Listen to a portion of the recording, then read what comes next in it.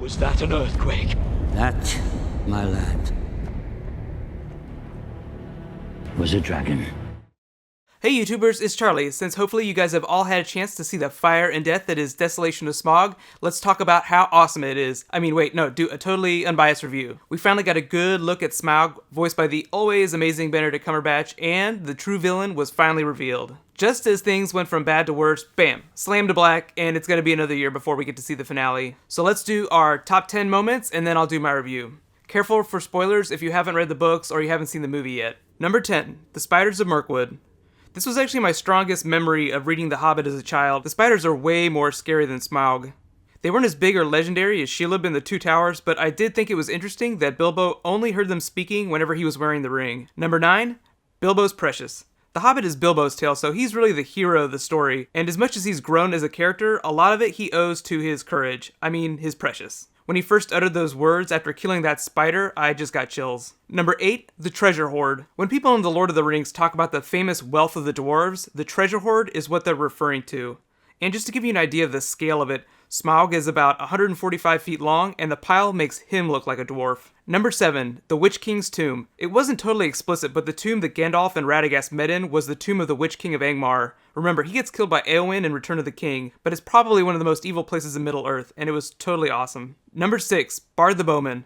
So Bard's big moment doesn't really come to the next film, but his redemption is very similar to Aragorn's. His father was actually the King of Dale. Remember that city that got destroyed by Smaug outside of the Lonely Mountain? The black arrow he has is going to be very important in that next movie. Number 5, Orlando Bloom and Evangeline Lilly. As a huge fan of The Lord of the Rings, it was really fun to see Orlando Bloom again. In this film, he's a lot younger and a lot meaner. His fight scenes were so acrobatic, it was almost like he was dancing. His dance partner, Evangeline Lilly, was also a welcome addition to the story. She wasn't in the original book, but Peter Jackson added her to kind of keep it from turning into a sausage fest. Turns out, not a lot of women in The Hobbit.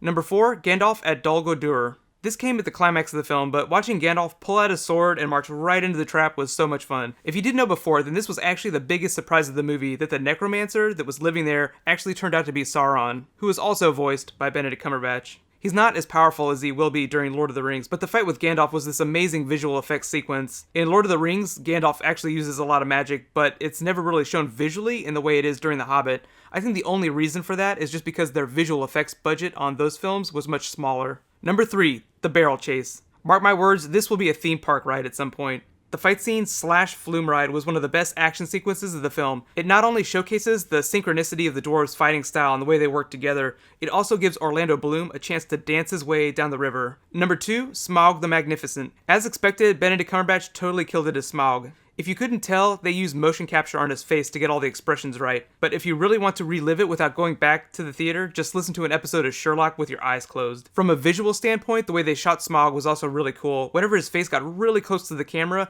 they used this awesome tilt-shift effect to make it look like your field of vision wasn't quite big enough to get his entire face into focus.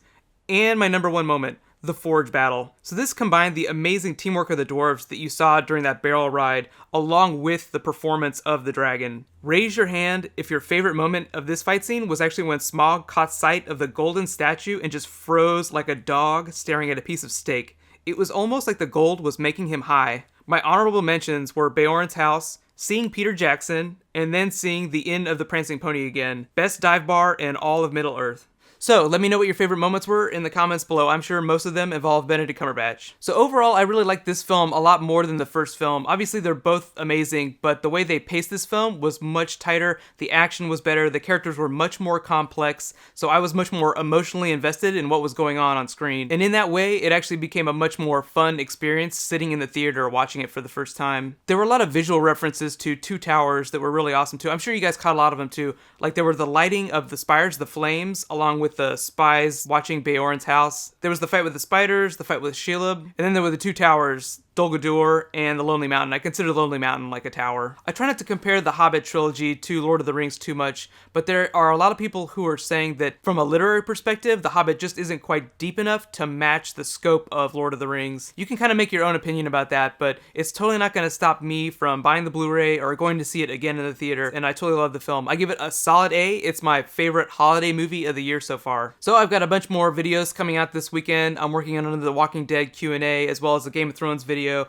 I have a big update for all the anime I'm going to be doing next year that I'll post this weekend. Be sure to subscribe to get everything. Right now, you can actually click here to get my recent Doctor Who Q&A, and you can click here to get my top 10 anticipated moments for next year on The Walking Dead. Thank you so much for watching. Everybody go see The Hobbit. High fives.